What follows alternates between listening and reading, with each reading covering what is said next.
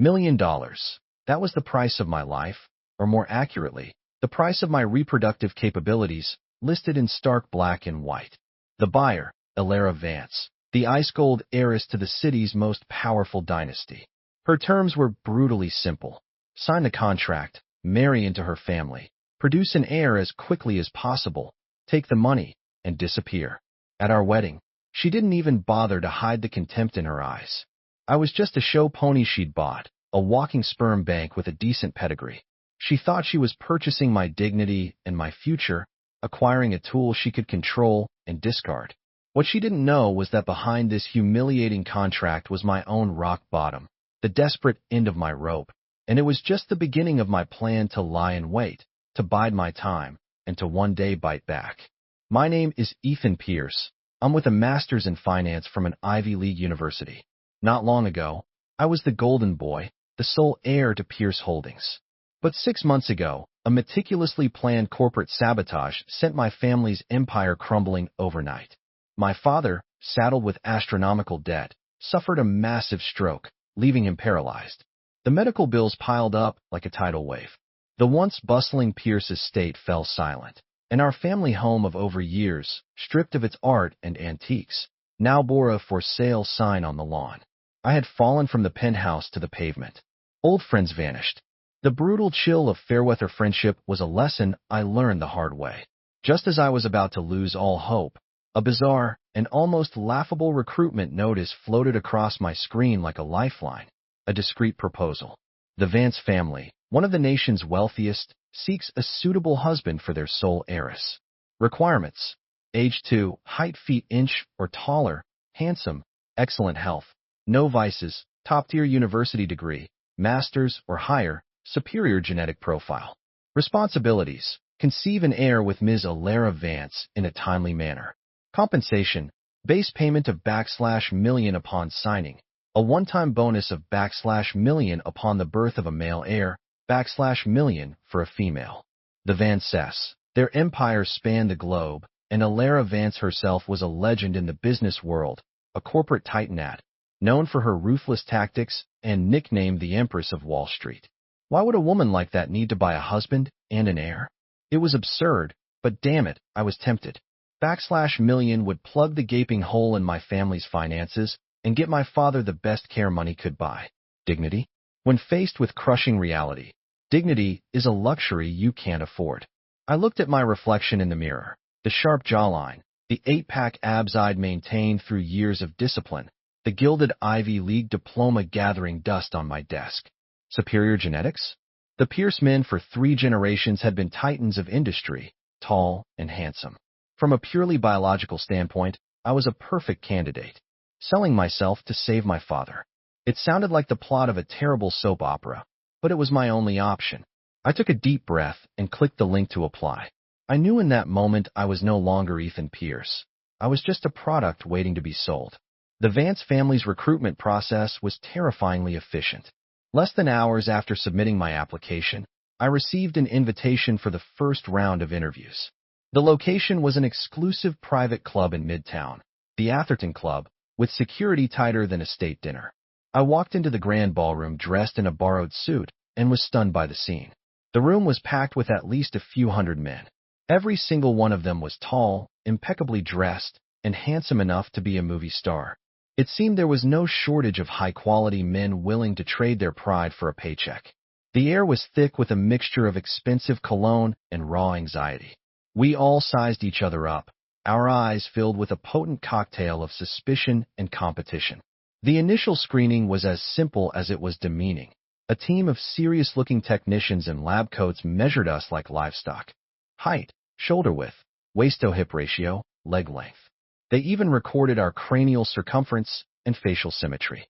Thanks to my feet inches frame and a physique honed by years at the gym, I passed easily. Next came the physical exam, blood draws, urine samples, EKGs, genetic sequencing.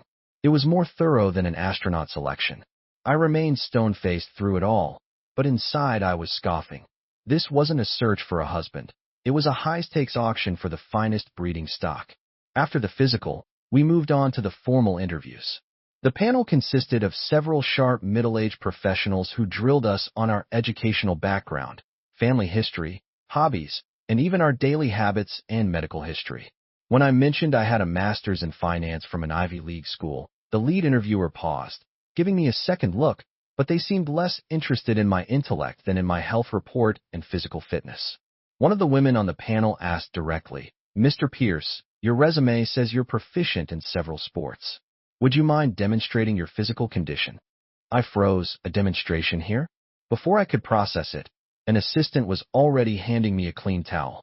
Under the watchful eyes of everyone in the room, I stripped off my suit jacket and shirt, revealing the clean, hard lines of my abs and obliques. A collective sharp intake of breath and a wave of murmurs rippled through the hall. The interviewers exchanged glances, a flicker of satisfaction in their eyes. In that moment, I understood with chilling clarity. My proudest achievements, my education and intellect, were less persuasive here than a set of well-defined abdominal muscles. After a full day of culling, the pool of several hundred applicants was whittled down to fewer than finalists, and I, with my good looks, great education, superior genes, and those damn 8-pack abs, had secured my ticket to the final round. The final selection was simple, an onion-owned interview with Alara Vance herself. The meeting was held in her office on the top floor of the Vance Corporation Tower. It was the first time I'd seen the legendary Empress of Wall Street in person. She was younger than I'd imagined, and colder, dressed in a sharply tailored black pantsuit that made her skin look like porcelain. Her features were so perfect they looked sculpted. She sat behind a massive desk, her presence so powerful it seemed to suck the air out of the room. She only asked me 3 questions. You need the money? You understand what you're here to do? Once you sign the contract, can you fulfill your obligations? My answers were just as brief. Yes, I do. I can. There was no small talk, no feigned pleasantries. She had zero interest in me as a person. She only cared if I could deliver on the KPI of procreation. The interview ended, and her assistant immediately presented me with a thick contract. The terms were crystal clear, more like a long-term surrogacy agreement than a prenuptial one. I signed my name and added my thumbprint. 3 days later, the wedding took place. It was grand but glacial. The guests were the who's who of the city's elite, but they all wore the same subtle, voyeuristic expressions in their eyes. I was nothing more than a kept man, a gold digger who had married into the Vance dynasty. Alara, in a custom-made gown worth millions, was breathtakingly beautiful but utterly devoid of emotion. As we exchanged rings, her fingertips were ice cold. When the officiant declared, "You may now kiss the bride," she turned her head slightly, so my lips only brushed against her cheek. The moment the ceremony concluded, before I could even speak to a single guest, 2 imposing bodyguards in black suits escorted me to the wedding car. Alara slid in after me. As the door clicked shut, she finally spoke, her voice colder than the late autumn air outside. "Ethan Pierce, remember your place." She stared at me, her eyes holding no warmth, only a stark warning. "You are a biological asset I've acquired to satisfy my family's demands. Fulfill your duty, collect your payment, and don't entertain any foolish ideas beyond that." I leaned back against the plush leather seat, watching the city lights blur past the window. A bitter, self-mocking smile touched my lips. "Understood, Ms. Vance. A tool is a tool. At least this one came with a hell of a price tag." Our marital home was a penthouse in one of the city's most exclusive buildings, with degree floor-to-ceiling windows that offered a commanding view of the entire Manhattan skyline. The decor was luxurious but sterile, like a showroom model, completely devoid of any personal touch. That night was our wedding night. After showering, I walked into the master bedroom wearing a bathrobe. Alara had already removed her makeup and was sitting on the edge of the bed in a silk nightgown, engrossed in a financial report. She looked as if it were just another Tuesday night of working late, not the beginning of her honeymoon. The air was thick with a strange, awkward tension. According to the contract, tonight was when we were to begin fulfilling our duties. I took a deep breath, walked to the bed, and tried to make my voice sound as professional and detached as possible. "Ms. Vance, it's getting late. Shall we begin?" She looked up, setting the report aside. For the first time, a flicker of something other than ice appeared in her cool gray eyes. She studied me for a few seconds, then gave a stiff nod. "Fine. I leaned in, ready to perform my function as a tool. I was being paid for a service, and professional ethics demanded I deliver. The fact that my client was this untouchable ice queen didn't matter. My father's medical bills were all the motivation I needed. However, just as my hand was about to touch the silk of her nightgown, she flinched, recoiling sharply. "Wait," she said, her voice laced with an uncharacteristic panic. I paused, raising an eyebrow. "Ms. Vance." A faint blush crept up her cheeks. She avoided my gaze, her voice barely a whisper. I don't have any experience." I froze. The Empress of Wall Street, the ruthless Alara Vance, was a complete novice in the bedroom. The contrast was staggering.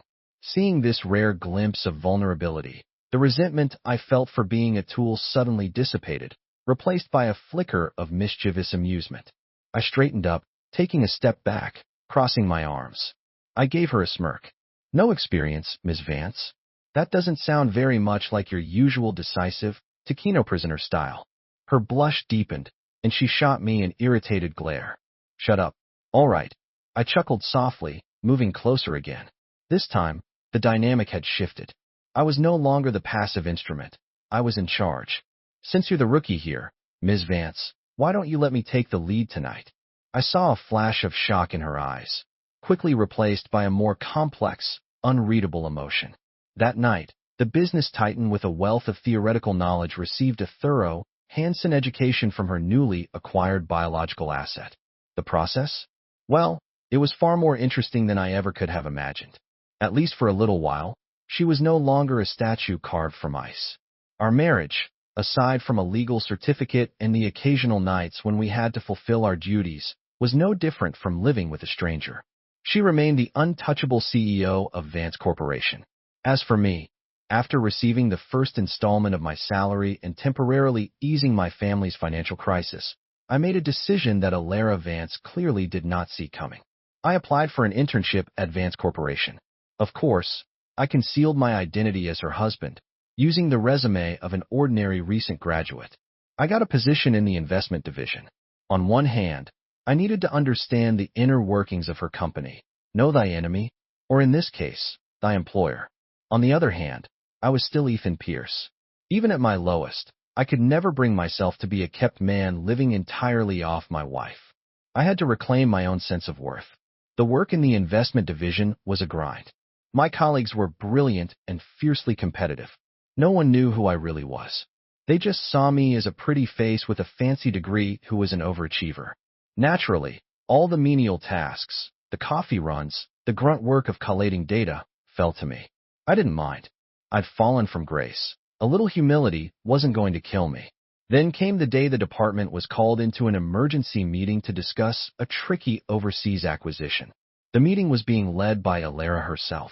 She strode into the conference room in a crisp white pantsuit, and the temperature seemed to drop by degrees.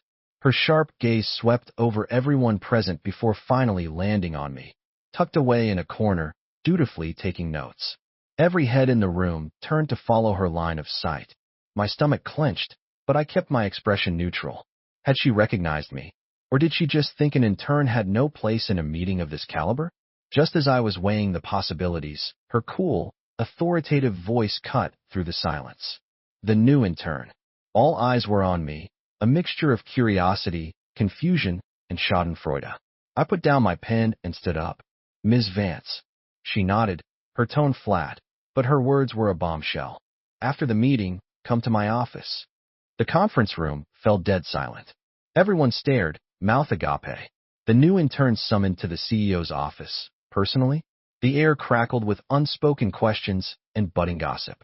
I could feel dozens of gazes, speculative, envious, drilling into my back.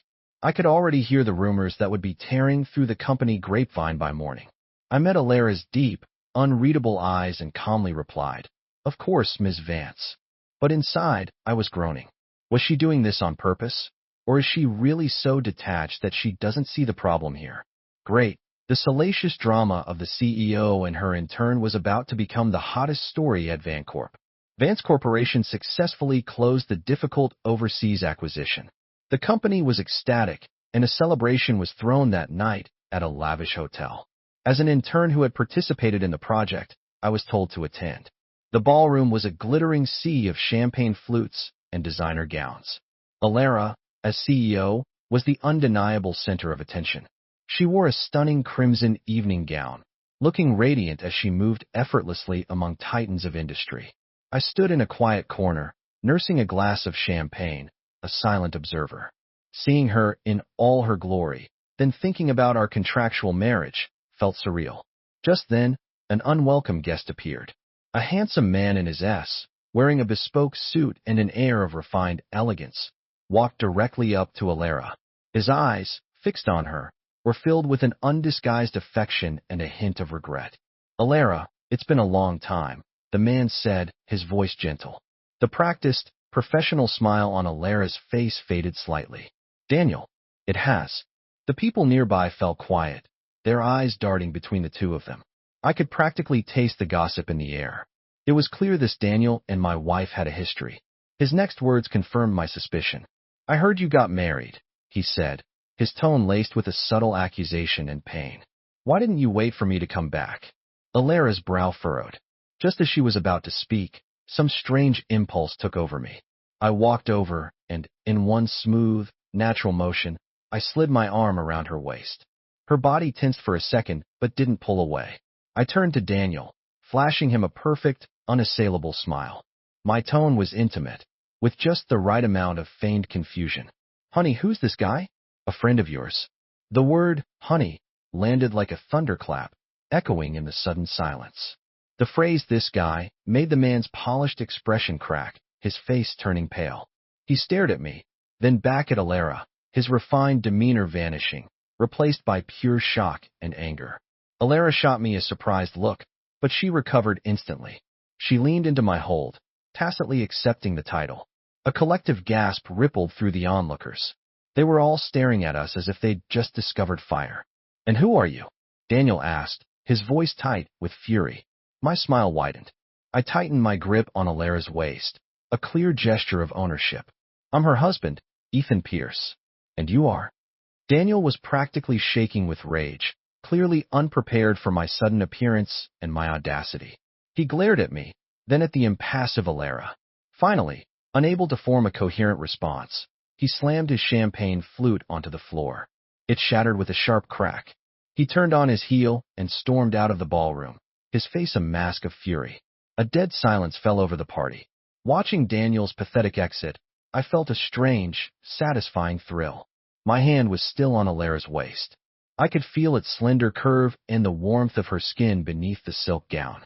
She tilted her head, her voice a low whisper only I could hear. "Ethan, you did that on purpose." I leaned in, my lips close to her ear, and whispered back, "Ms. Vance, maintaining the stability of our contract is also part of my job description, isn't it?" Her eyes flickered, but she said nothing more. From that day on, the rumors about the CEO's mysterious husband gained a new, explosive chapter, the one where he publicly humiliated her old flame, and my image as the intern became more enigmatic than ever. After the dramatic showdown at the gala, the dynamic between Alara and me shifted. Her gaze held less clinical assessment and more genuine curiosity. At the office, however, I continued my charade as the diligent intern, running errands and offering milquetoast suggestions in meetings. At night, I'd return to our luxurious, cold penthouse and maintain our respectful but frosty marital arrangement. Only late at night, after Alara was asleep, would I open my personal laptop and attend to the real business of Ethan Pierce. Pierce Holdings may have fallen, but my years of experience and the network I'd built in the financial world were still intact. I was secretly working to uncover the truth behind my family's ruin, while simultaneously rebuilding my own capital for the future. Operating under the alias K, I made a series of covert trades on international markets, high risk, high reward moves that got in and out fast. It was what I did best, one of the few things left in my life that I could still control. I thought I'd hidden it all perfectly until one night. I was in the study, deep in concentration, analyzing a complex stock chart and deciphering an encrypted email from a Swiss bank. I was so focused I didn't hear Alara come up behind me. "What are you doing?" Her cool voice sliced through the silence, making me jump. I slammed the laptop shut and spun around, my heart hammering against my ribs. She stood there in her pajamas, arms crossed, her sharp eyes fixed on my computer, her face an unreadable mask. Nothing, just some personal business, I said, trying to keep my voice steady. Personal business? She arched an eyebrow, stepping closer. The kind that requires triple encryption and a multinational server network? My stomach dropped. Alara Pierce, she said, her voice low and penetrating, as she closed the distance between us. Her gaze was like a laser, trying to see right through me. I think I saw the signature K. As in, the legendary phantom trader K from the financial world. Correct. I remained silent. At this point, denial was useless. Her expression became a whirlwind of emotions. Shock, disbelief, and something else I couldn't quite decipher. An Ivy League finance master, the mysterious trader K, now working as an intern at my company. You signed a humiliating contract. All for money. She took another step, her voice dripping with sarcasm. Ethan Pierce, who are you really? What is your true motive for getting close to me? The air in the room felt solid. I looked at the undisguised suspicion in her eyes and knew that the thin veil of trust between us, a trust based solely on a business contract, had just been torn to shreds. I took a deep breath and met her gaze. I am Ethan Pierce, I said slowly, a fallen aristocrat who desperately needed money, and a trader who happens to know a thing or two about the market. As for my motive, it had started simple, money. But now maybe it wasn't just about the money anymore. Looking at this woman, my employer, my contractual partner, and my legal wife, I had the sinking feeling that our relationship was about to become infinitely more complicated than a simple, cold contract. In the days after my identity was exposed, the air between Alara and me could have frozen fire. She stopped coming back to our penthouse, opting to stay in her private suite at the office tower. Our only interactions were brief, awkward encounters in elevators, hallways, or meetings. She looked at me with a guarded, scrutinizing gaze, as if I were a wolf she'd mistakenly led into the fold. Trust, once broken, is nearly impossible to piece back together, especially in a relationship built on a transaction. The revelation of K hadn't brought us closer. It had convinced her I was a fraud from the very beginning. One afternoon, just after I'd finished a presentation in my role as the intern, a role I stubbornly clung to despite the entire company now looking at me like some kind of alien specimen, Alara's executive assistant, Sarah, approached me. Mr. Pierce, Sarah said, her expression a mix of professionalism and pity. Ms. Vance would like to see you in her office. It's about the contract. My stomach clenched. It was finally here, the moment I'd been dreading. I walked into the CEO's office. Alara stood with her back to me, staring out the floor-to-ceiling window. Her silhouette was as imposing as ever, but it carried an aura of profound distance. Sit, she said without turning around. I pulled out a chair and sat, my eyes falling on the familiar document on her desk, our marriage contract. Beside it lay another file. The title was printed in bold, unforgiving letters, Divorce Agreement. Ethan, she said, finally turning. Her face was impassive, but a deep-seated exhaustion lingered in her eyes. Let's discuss termination. Termination? My heart hammered against my ribs. I'd expected it, but hearing the word felt like a physical blow. Our contract, it's not up yet. I'm aware, she said, sitting behind her desk. Her tone was as flat as if she were discussing a quarterly budget. But the circumstances have changed. You are not the person I thought I was hiring. Her gaze sharpened. K. The traitor, Mr. Pierce. A man of your stature deigning to marry into the Vance family. You must have had other motives. She paused, her eyes pinning me to my seat. I don't care what your original plan was, to get close to me, to use my family. But now, I'm done playing this game. Look over the divorce papers. As compensation, the bonus stipulated in the original contract will be paid in full. I'll also add a substantial sum on top of that, enough for you to rebuild your empire or do whatever else you want. She thought this was still about money, about her resources. Seeing her so clinical, so eager to cut ties, a wave of panic and a bitter sense of injustice washed over me. I ignored the divorce papers and stood up, walking slowly around the desk until I was standing right in front of her. Alara, I said, using her first name so directly for the first time, my voice was hoarse. What if I told you that at first it was for the money, but it isn't anymore? She let out a short, cynical laugh. Ethan, save the act. Between us, There's only a contract. There are no feelings there weren't before, I said, locking my eyes on hers. That doesn't mean there can't be now. She looked at me as if I'd just spouted nonsense from another dimension. What are you talking about? In the next second, I did something that shocked even myself. There, in the vast, sunlit expanse of her office, Ethan Pierce, former Golden Boy, current contract husband, and legendary phantom trader K, dropped to one knee before my wife. Alara shot up from her chair, stumbling back a step.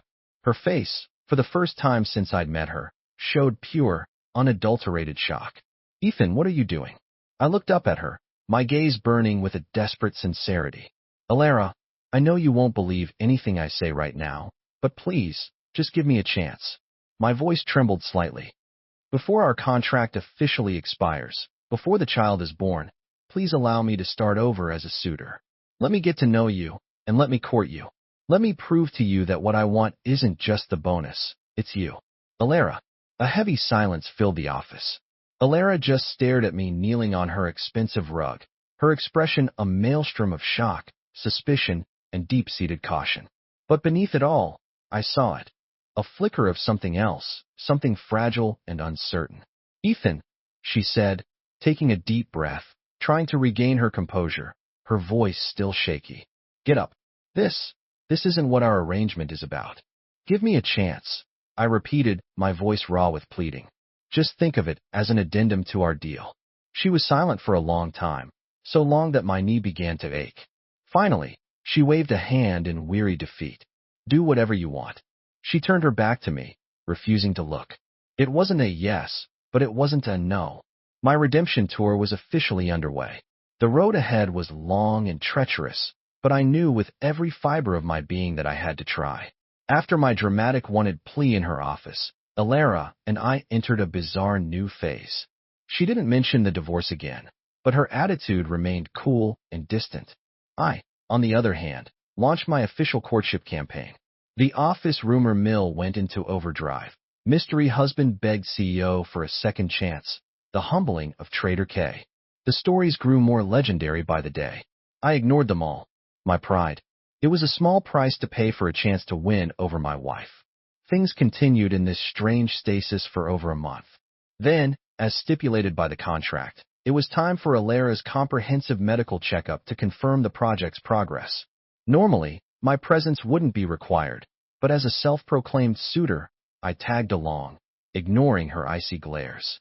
The checkup went smoothly until the doctor, an experienced OBGYN, called us in her office. She held a stack of reports, her expression unreadable. Ms. Vance, Mr. Pierce, the doctor began, adjusting her glasses. Congratulations, you're pregnant. She paused, seeming to choose her next words carefully.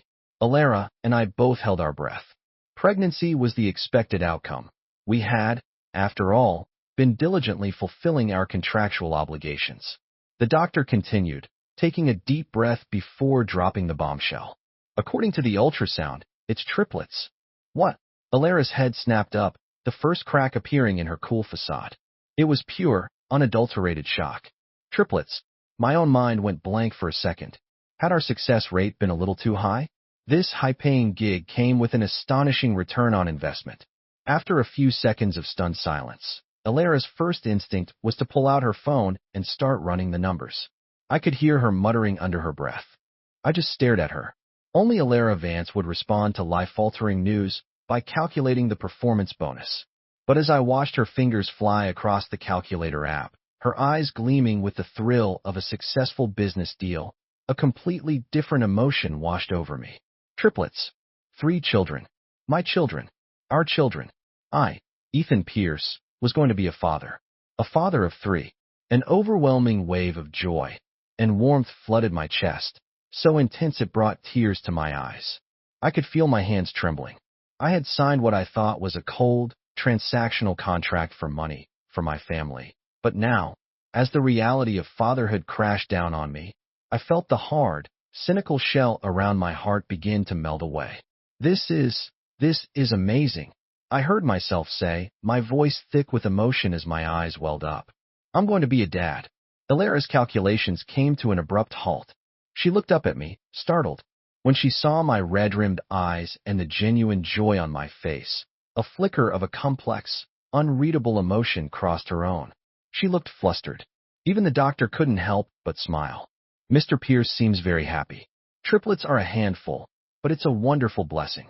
Ms. Vance, you need to take very good care of yourself. As we left the hospital, Alara was still quiet, but her steps seemed slower, more deliberate. The sun shone down on us, and I looked at her still flat stomach where 3 tiny lives were beginning to grow. My heart felt softer, yet more resolute than it ever had before. Alara Vance and our children. I was all in, the lion's den. The news that Alara Vance was pregnant with triplets spread like wildfire through the Vance family and the city's elite circles. The family's reaction was mixed. On one hand, the succession issue was finally settled with a 3-fold bonus, no less, which pleased the elders. On the other hand, the father of these children, me, the husband of unknown origin and questionable motives, remained a thorn in their side. This was especially true for my father-in-law, Arthur Vance, the former chairman of Vance Corporation. The man was a titan who had ruled the business world with an iron fist, and he had disapproved of his daughter's purchased husband from day one. Now, learning that not only was I refusing to disappear, but I'd also gotten his precious daughter pregnant with 3 children, he could no longer stand by. One day, I had just wrapped up a video conference with my overseas team when an unknown number called. The man on the line identified himself as Mr. Arthur Vance's assistant, requesting my presence at a quiet, private restaurant for a matter of importance. I smirked. A summons to the Lion's Denver. It was about time. The restaurant private room was serene and elegant. Arthur Vance sat alone, a bottle of what looked like very expensive single malt scotch on the table beside him. Though in his he was impeccably maintained, with sharp eyes that carried the weight of a lifetime in power. Sit, he said, gesturing with his chin. I sat across from him. He poured a measure of scotch into 2 crystal glasses, the atmosphere heavy with unspoken tension. Young man, he began, getting straight to the point. I don't care if you call yourself Ethan Pierce or Kay. I know about the contract with my daughter. I also know she's pregnant with triplets. He paused, then slid a thick envelope across the table. There's a cashier's check in there $4 million, he said, his voice level but imbued with immense pressure. Take the money and leave my daughter. The Vance family will raise the children. They will have nothing to do with you. It's for the best, for you, for her, and for them. So this was the play, the classic buyout. I glanced at the check. The number was certainly tempting. 6 months ago, it would have been a godsend, but I wasn't that man anymore. I didn't touch the envelope. Instead, I took out my phone. Right there in front of him, I made a few taps on the screen. A moment later, Arthur Vance's phone buzzed, a text alert from his bank. He picked it up, a confused look on his face. As he read the screen, his eyes widened, his pupils contracting in shock. He looked up, his face a mask of disbelief. I smiled faintly and put my phone away, my tone respectful but firm. Dad, you called me all the way out here for such a small matter? I had just wired him $1 billion, exactly times the amount he'd offered me. Arthur was stunned into silence, clearly thrown by my move and by the casual, confident way I'd called him Dad. The $100 million you're offering, I said, picking up my glass of scotch, would barely cover the children's trust funds, don't you think? Consider the $1 billion a small token of my filial piety. You're getting on in years, Dad. You should save it for a comfortable retirement. Or perhaps you could use it to practice spoiling your future grandchildren. I watched his face turn from shock to a deep, ruddy shade of anger. As for Alara, me, and our children, I continued, you needn't worry. I am her legal husband and their father. I have both the means and the responsibility to take care of them. You think a little bit of money means, he stammered, his hand trembling. Money can't solve everything, I said, cutting him off smoothly, but it can solve most things. At the very least, it can silence those who think love and family can be bought and sold. I set down my glass and stood up. Dad, the scotch is excellent. Thank you for the hospitality. I have to get home to make Alara some soup. I'll be going now. Without a backward glance at his stunned, furious face, I walked out of the room. The sun was bright outside. I knew this chess game with the Vance family was just beginning, but now I had the confidence and the capital to play, because I wasn't just fighting for my dignity anymore. I was fighting for my wife and my children. You want to pay me to leave? Sorry, Mr. Vance. Your son-in-law's pockets are now deeper than yours. The silent war. Just as Alara was entering her second trimester, her fatigue growing more pronounced by the day, a silent, coordinated attack was launched against Vance Corporation. It started in the stock market. Vance Corp's stock began an unnatural, steady decline, accompanied by a sudden flood of negative analyst reports and anonymous online leaks targeting the company's core businesses. Then, several key partnership deals that were in their final stages abruptly stalled, with partners suddenly growing cold or pulling out altogether. The atmosphere turned toxic overnight. Alara immediately convened a series of high-level emergency meetings. As an intern, I was, of course, not included, but through my own discreet channels within the company and my innate feel for the market, I knew this was no random downer. It was a well-funded, meticulously planned siege by a powerful and ruthless adversary aimed directly at seizing a controlling stake in the company. The pressure on Alara was immense. She was fighting a war on two fronts, fending off the external assault while quelling the rising panic within her own ranks, all while carrying 3 babies. Several times, I stood outside her office late at night and saw the lights still on, hearing her voice, strained with exhaustion but still sharp and clear, issuing commands. The sight was like a knife in my heart. I knew I couldn't stand by any longer without telling her. I activated the full resources of my team, a covert global network of elite financial analysts, hackers, and lawyers, went into operation. We traced the flow of funds, identified the shadow players, analyzed every move our enemy made, and formulated a counteroffensive. For weeks, I barely slept. By day, I was Ethan Pierce, the unassuming intern in the investment division, quietly gathering intel and dropping seemingly innocent but crucial suggestions to my direct supervisor. By night, I was waging a silent, brutal war in the digital trenches of the global financial markets. We engaged in aggressive counter-trades, launched our own counter-narrative in the media, filed preemptive legal challenges, and even leveraged a few gray-area tactics to disrupt their operations. For 3 months, the silent war raged, as intense as any battlefield. The final showdown came one night. The lights of the Vance Corporation trading floor burned brightly. Alara was there in person, her face pale, but her eyes blazing with defiance. On the massive screens, data streams flickered manically, a chaotic dance of red and green that held the company's fate in the balance. The enemy launched their final, all-or-nothing assault, trying to trigger a death spiral. Alara gripped the edge of the console, her knuckles white. Miles away, in my apartment, the sound of my keyboard was a torrential downpour. My team was executing the final phase of our plan. Huge sums of capital, funneled through a labyrinth of shell corporations, flooded the market, a surgical strike that severed the enemy's funding at its source. Simultaneously, a dossier of damning information, enough to ruin them completely, was anonymously delivered to key regulators and media outlets. Back on the trading floor, the sea of red numbers representing Vance Corp's stock suddenly stopped falling. Then, as if injected with a massive dose of adrenaline, the line shot upward, a near vertical climb that was as beautiful as it was violent. The enemy's financial position collapsed like a cliff face falling into the sea. We did it. We won. A deafening roar erupted from the floor. The relief was palpable, a wave of exhausted, triumphant smiles. Alara watched the data stabilize, her tense body finally slumping. She leaned against the desk, breathing heavily, her forehead beaded with sweat. Just then, her assistant, Sarah, rushed in with an urgent report. "Ms. Vance, we found them." The mastermind behind the attack was. Sarah's voice trailed off, her face frozen in disbelief. Alara took the report. Her eyes scanned the page and landed on the signature of the account that had led the counterattack. A single, elegant, and unmistakable letter, K.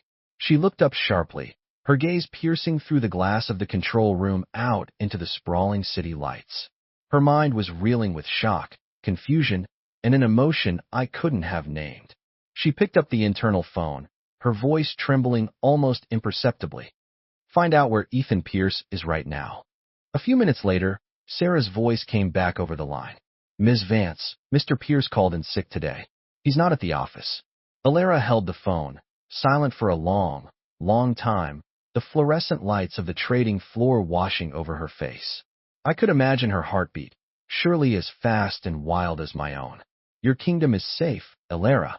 I'm here to protect it, whether you know it or not, whether you want me to or not. The serenade and the kiss.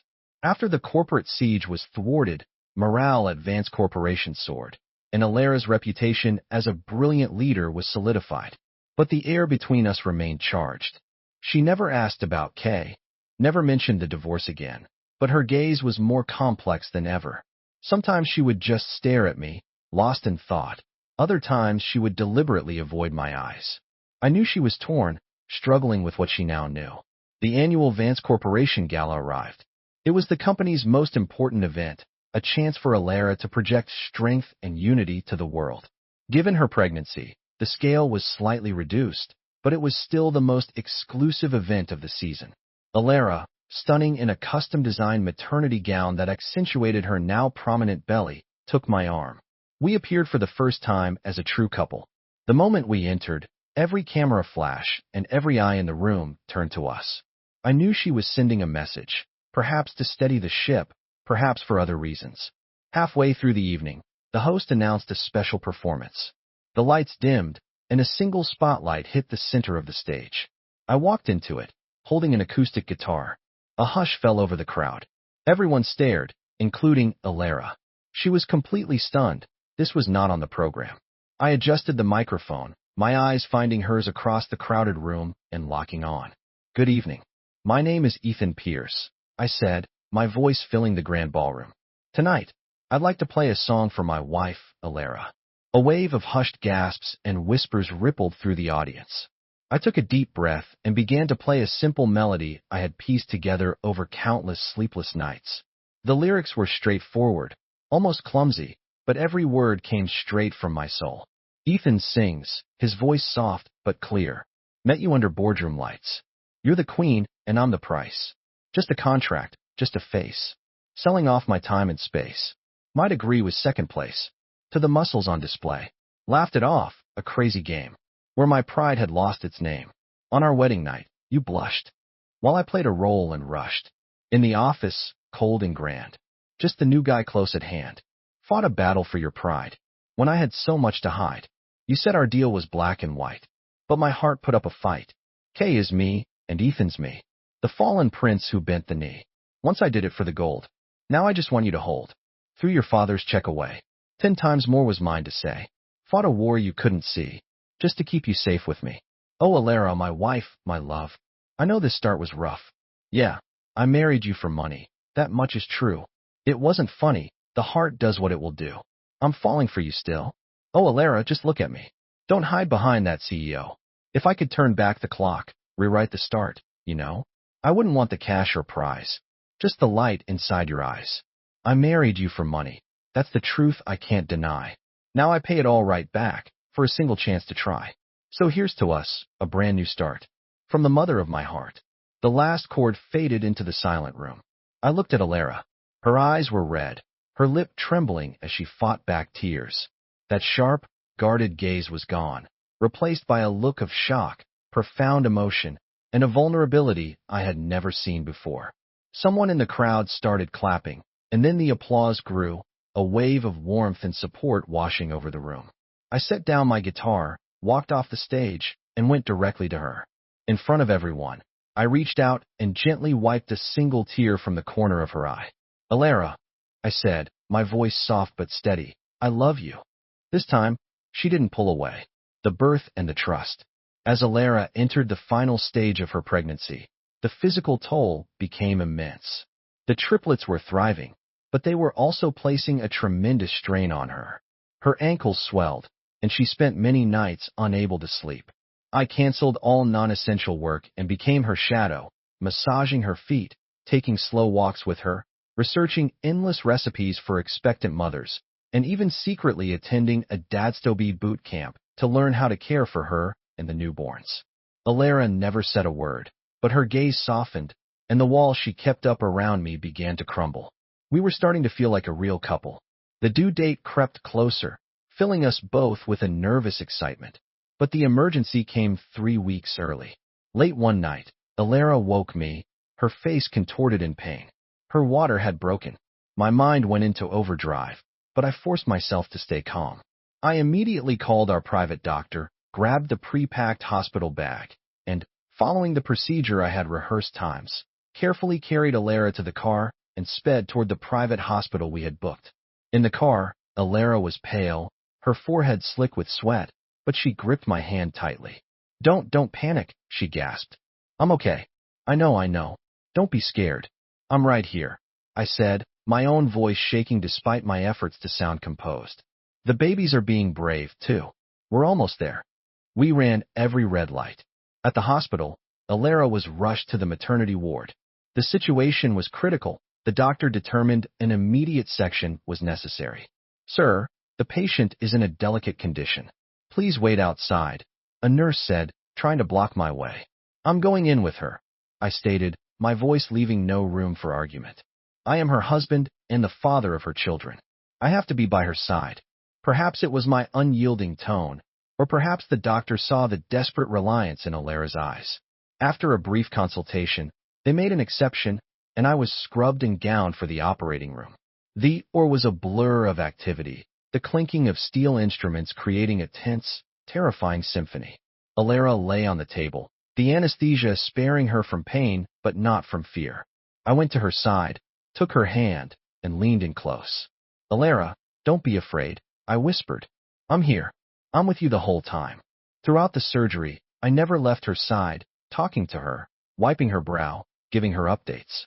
My heart was in my throat, every second an eternity.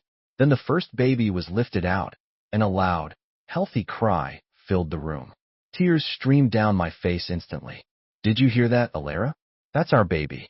Then came the second, and the third, 3 tiny, perfect babies safely delivered into the world. 2 boys and a girl. The best-case scenario Alara had calculated. The medical team breathed a collective sigh of relief. The lead surgeon looked at me with astonishment. "Mr. Pierce, you were incredible. I've delivered thousands of babies, and I've never seen a father so calm and so knowledgeable in a room." I barely heard him. My entire world had narrowed to Alara and our 3 newborns. I looked at my wife, exhausted but glowing with a serene smile, and then at the 3 wrinkled, beautiful little beings in the incubators. My heart swelled with a happiness so profound it was almost painful. In that moment, the contract, the money, the identity of Kay, none of it mattered. I had a family. I had a wife I loved. I had children. My life was finally, truly complete. The arrival of the triplets brought an explosion of joy to both our families. Alara recovered beautifully, and though she was overwhelmed by the demands of 3 hungry newborns, her eyes held a new, gentle light. I, in turn, fully embraced my new role as superdad, changing diapers, preparing bottles, burping. I mastered every skill with surprising speed. Despite having a team of nannies and specialists, I insisted on being Hanson. Looking at those 3 miniature versions of us, my heart melted. The oldest, a boy, was a troublemaker like me, with the loudest cry. The middle child, a girl, was quiet and observant like Alara, with intelligent eyes. The youngest, another boy, was a perfect blend of us both, always smiling. Naming them became our first major joint decision. Arthur Vance proposed a series of grand, dynastic names, which Alara and I swiftly vetoed.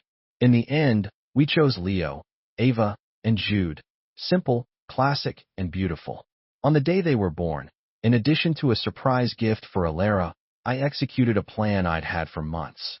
I used a significant portion of my capital to establish 3 separate irrevocable trust funds, one in each child's name.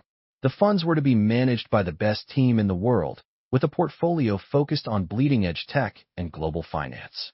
The terms were complex, designed to protect and grow their wealth for generations, giving them the freedom to pursue any dream they might have when they came of age.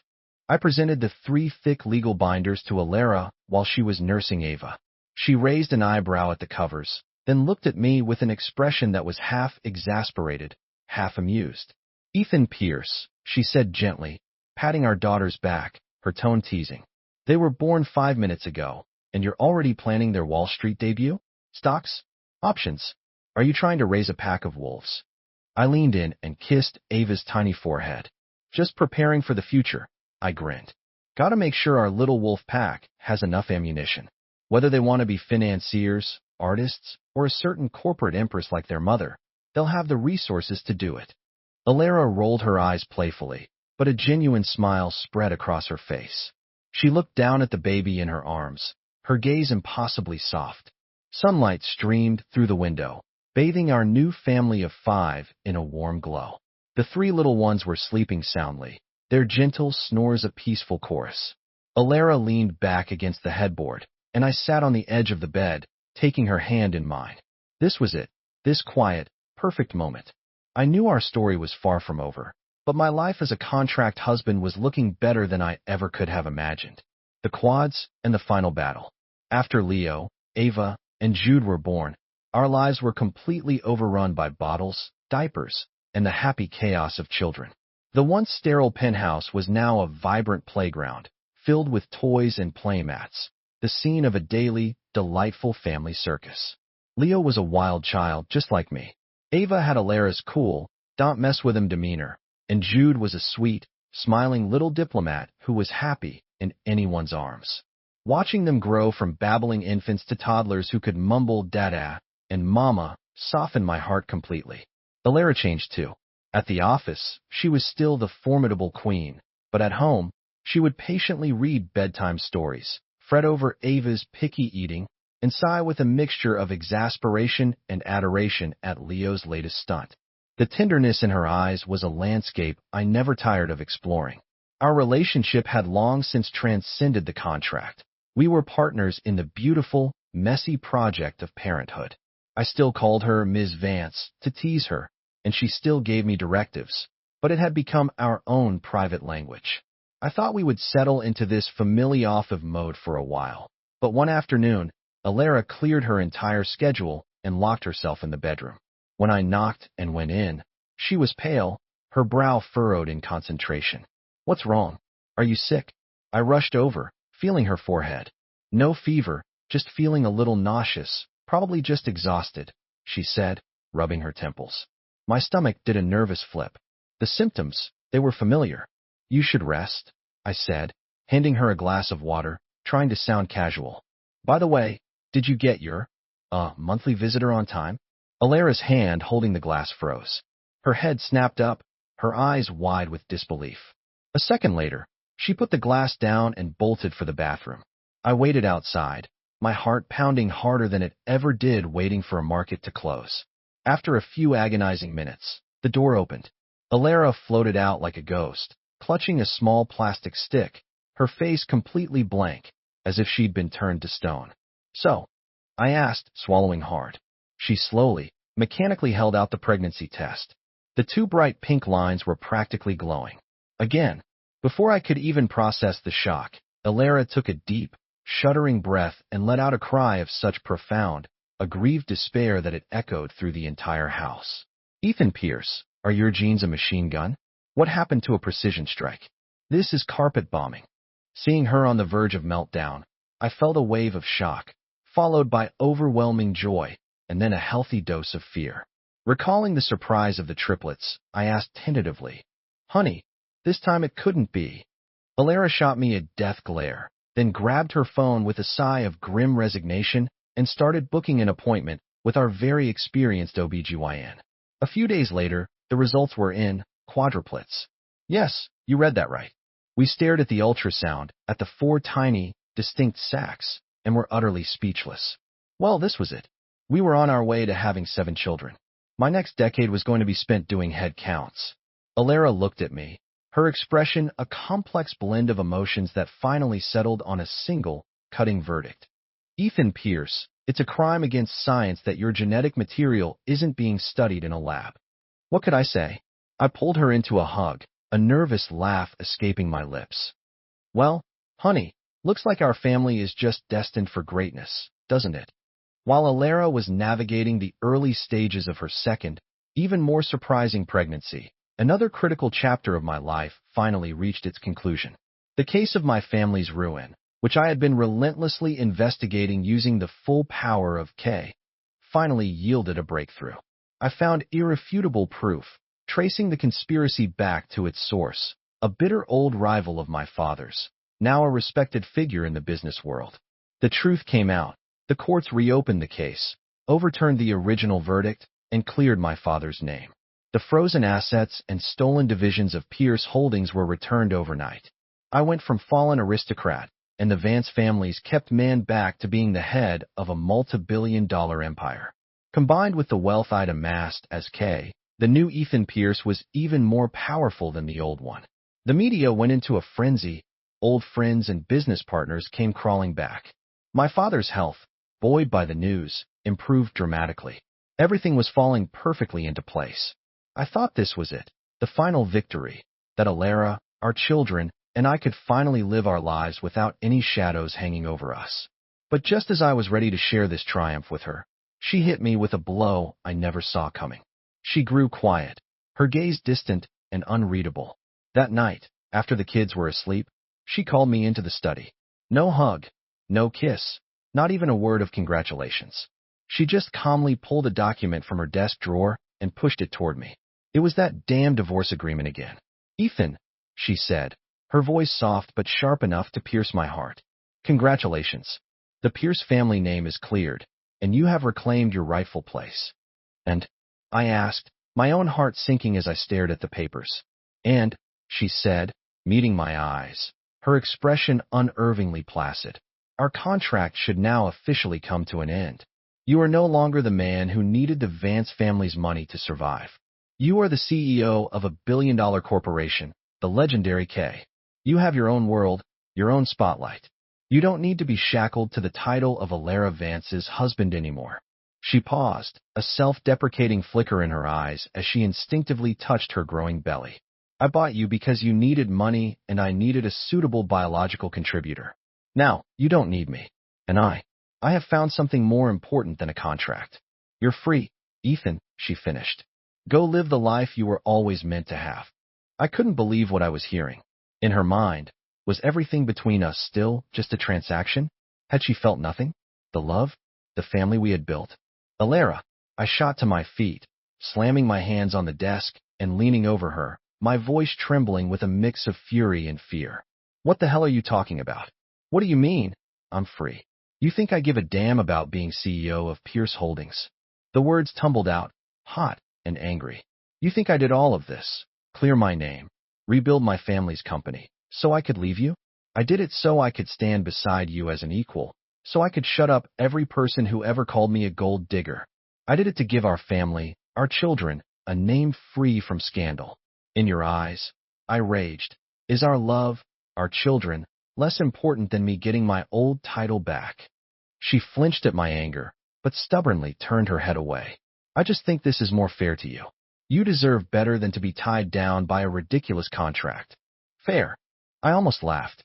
The greatest fairness you could ever give me is letting me stay by your side. Alara, you listen to me. I will never, ever sign these papers. I don't care if I'm Ethan Pierce or Kay, or the man who married into the Vance family. My only identity is your husband and the father of our 7 children. I saw it then, a flicker of emotion, of conflict in her eyes. She wasn't heartless. She was just being Alara, this stubborn, infuriating woman who always tried to carry the world on her shoulders, always pushed away anyone she thought she might be holding back. My battle, it seemed, was not over yet. Alara was determined to draw a line between us. She moved into a guest room and avoided me completely. At the office, she was the imperious Ms. Vance, who looked right through me. At home, she was a recluse, having her meals delivered to her door. My pleas, my explanations, my attempts to wear her down, all of it bounced off her icy resolve. She was convinced that my restored fortune meant I should return to my real life, not continue as her husband of convenience. Seeing her, pregnant with 4 babies, and stubbornly pushing me away filled me with a painful mix of love and rage. Normal methods had failed to get through to a woman as proud and maddeningly logical as Alara. I needed to do something drastic. So, I planned a public declaration that would be impossible to ignore. The next morning, the entire front page of the Wall Street Journal, as well as the top banner ad on every major financial news website, was dominated by a single image.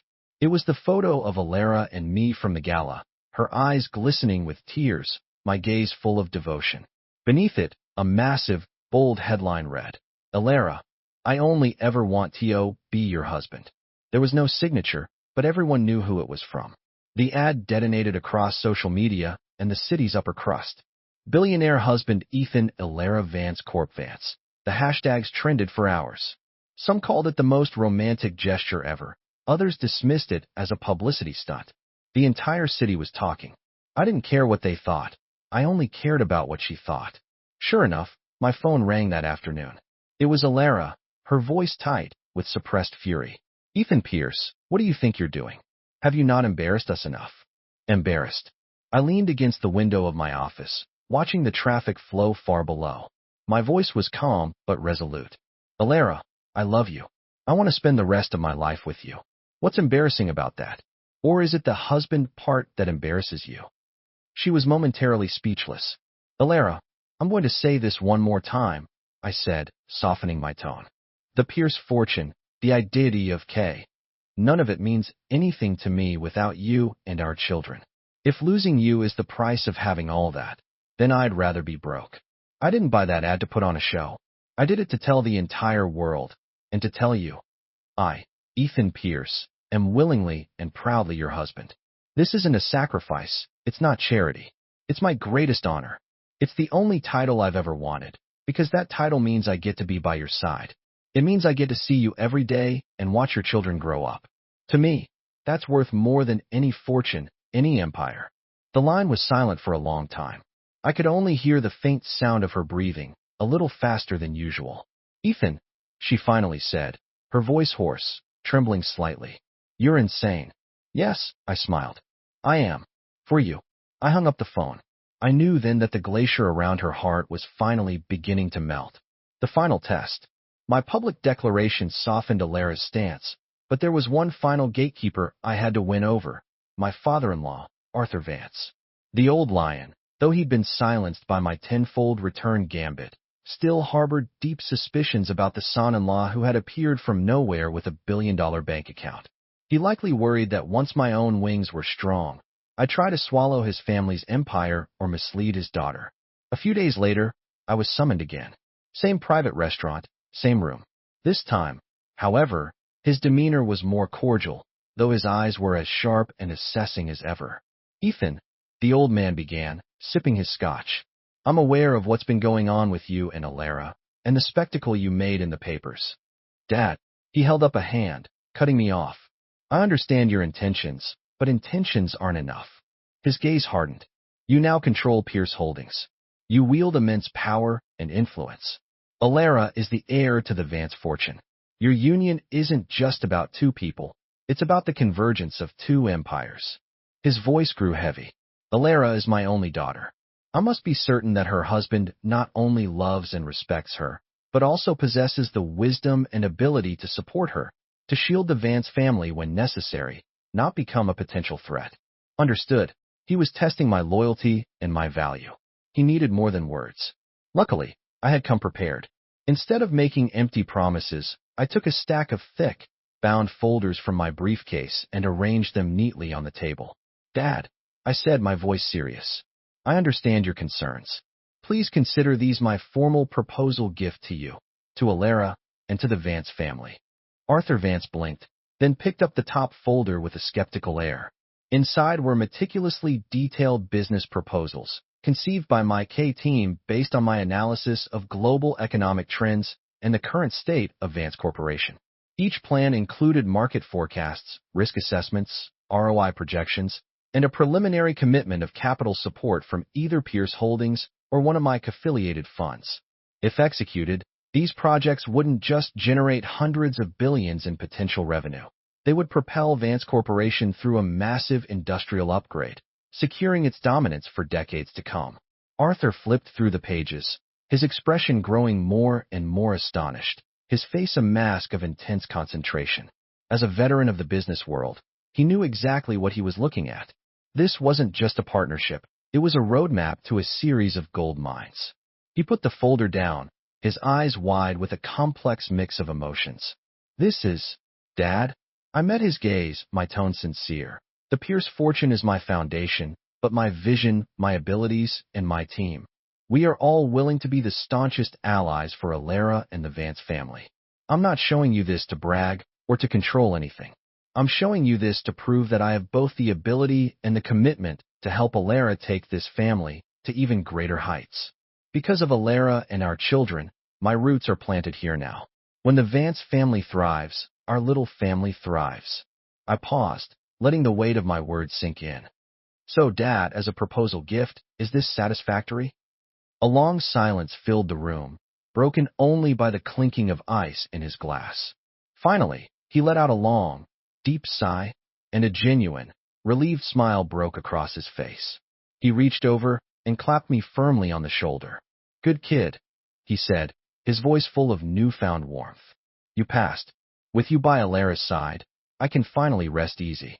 Forever starts now. I had passed the final test. With my father-in-law's blessing, the last barrier between Alara and me crumbled.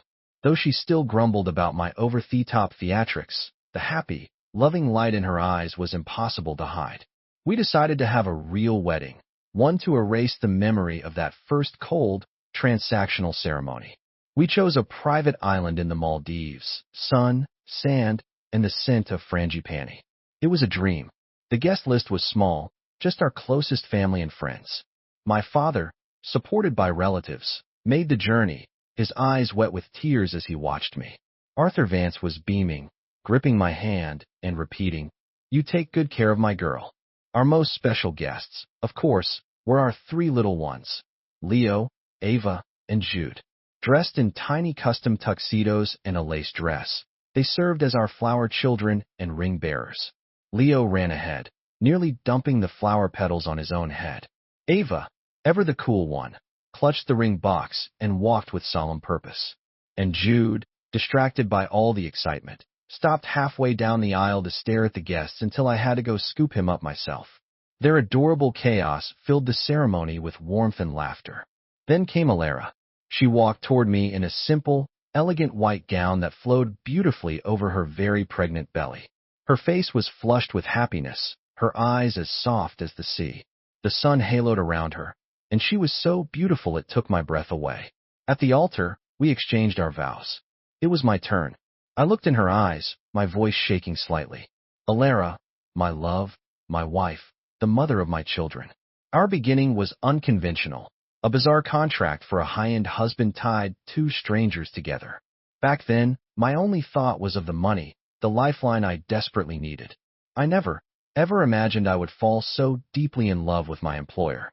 You taught me what responsibility, commitment, and love truly mean. You gave me a home. You gave me the 7 greatest treasures in the world. You gave a broken man a reason to live again. People might see the billion-dollar fortune I regained, but my greatest fortune was the day I met you. I took the ring from my best man, a stunning, impossibly large pink diamond that glittered in the sun. I dropped to one knee, just as I had that first time I begged her for a chance, and looked up at her, sliding the ring on her finger. Alara, thank you for hiring me to be your husband, I said with a smile, though my eyes were wet. It's a job I hope to keep for a lifetime. No, for all of my lifetimes. Tears finally spilled down her cheeks. She laughed through them, her voice choked with emotion. Ethan Pierce, you are an exemplary employee. I'm promoting you to a permanent position. No resignations will be accepted. We looked at each other and smiled, and then, surrounded by the loving applause of our family, we shared a deep, heartfelt kiss. The ocean breeze was warm, the sun was perfect. This time, I knew it was real. We were forever. The chaos and the bonus. Time flew. In what felt like the blink of an eye, the quadruplets arrived. 2 boys, 2 girls, all healthy and impossibly loud. Our home officially became a daycare center, with 7 children, the oldest just over 3, the youngest still in swaddling.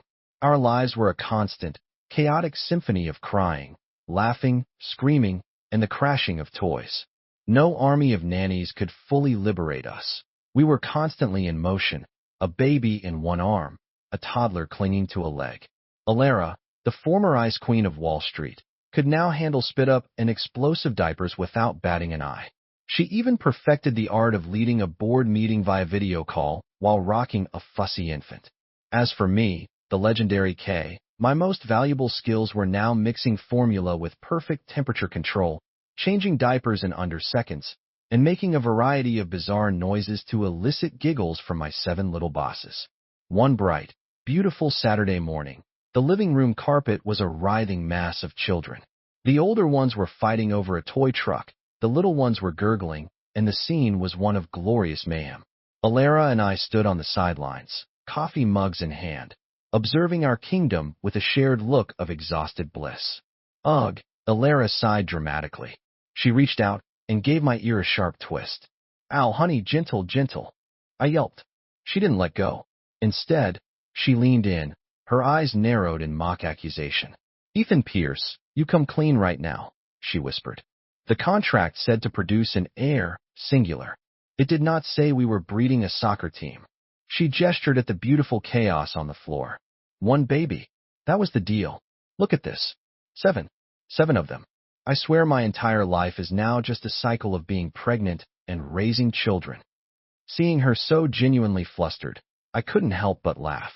I wrapped my arm around her waist and pulled her close, whispering in her ear, "It just means we have superior genes and remarkable efficiency, my love. Besides, don't you think it's lively? Don't you feel a sense of accomplishment?" Accomplishment? She raised an eyebrow. I feel a severe lack of sleep and have dark circles that are about to connect with my chin. Okay, my fault. All my fault. I conceded instantly. I reached into my pocket, pulled out a sleek black card, and pressed it into her hand with my most charming smile. For your tireless work, my darling wife, as a bonus for exceeding all performance metrics, and in anticipation of any future surprises, this is for you. The pin is your birthday. No limit. Consider it your bonus multiplied by, well, a very large number. Alara looked at the card, then back at me. A reluctant chuckle escaped her lips. She poked me in the forehead.